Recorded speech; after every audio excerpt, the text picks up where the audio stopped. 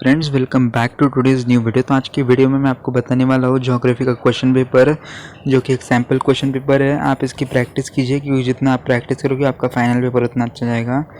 40 marks का paper होता है, ठीक है।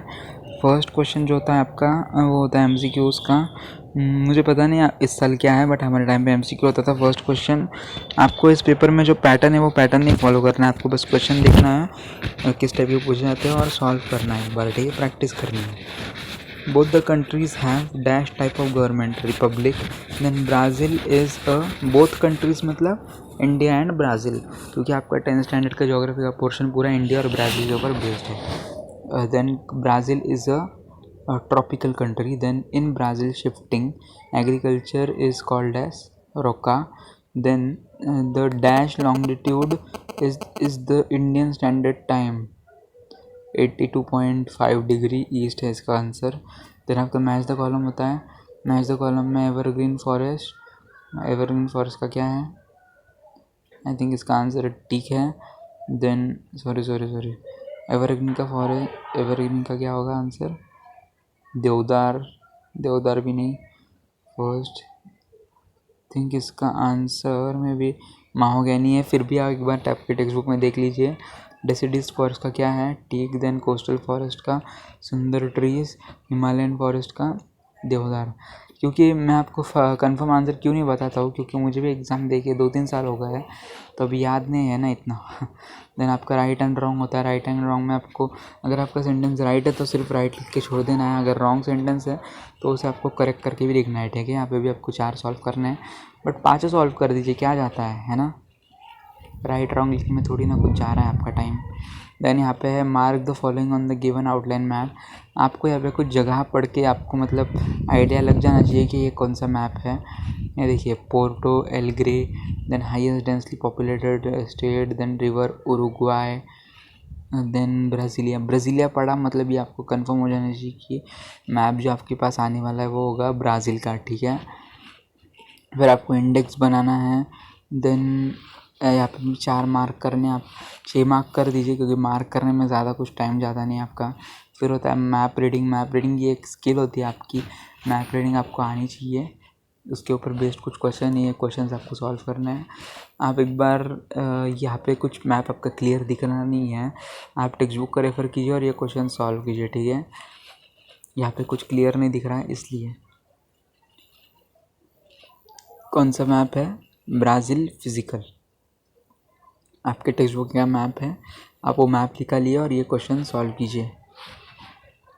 और सिर्फ देखिए मत, सॉल्व भी कीजिए गाइस, क्योंकि सीरियस लीजिए प्लीज़। आप सॉल्व करोगे तो आपका मैप रीडिंग का स्किल और बढ़ते जाता है, ठीक है। आप इसे पॉज कर सकते हो, आप इसका स्क्रीनशॉट ले सकते हो। अभी नेक्स्ट देखते हैं। Give geographical region. As compare to Amazon, pollution in river Ganga will affect human life greatly. Why, ये आपको लिखना है। Then India receives precipitation from the northeast monsoon winds too. Then a wide variety of species of insects is found in Brazil.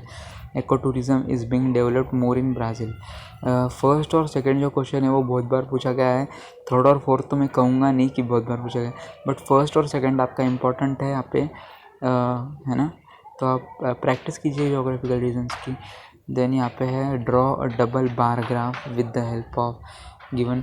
आपको graph भी draw करना आना चाहिए। Geography के पेपर में आपको ग्राफ आता है, या फिर ग्राफ रीडिंग तो बहुत इजी होती है, मतलब बच्चों का खेल होता है ग्राफ रीडिंग। बस ग्राफ बनाना भी आपको आना चाहिए, क्योंकि अगर आपको ग्राफ रीडिंग नहीं आई तो आपको ग्राफ बनाना तो आना ही चाहिए, ठीक है।